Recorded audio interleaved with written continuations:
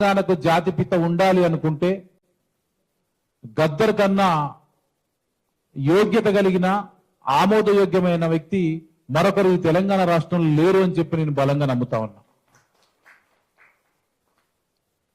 గద్దర్ అన్న తెలంగాణ హీరో.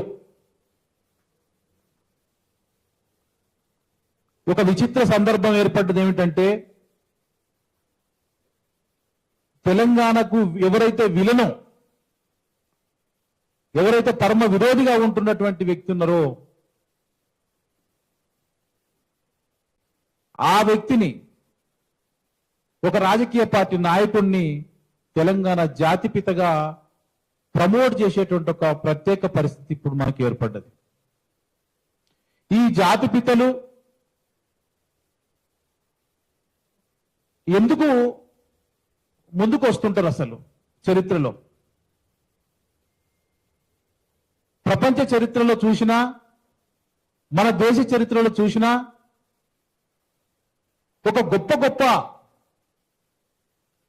ప్రతిష్ట కలిగిన నాయకులను తమ యొక్క సాంస్కృతిక, సామాజిక, రాజకీయ చిహ్నాలుగా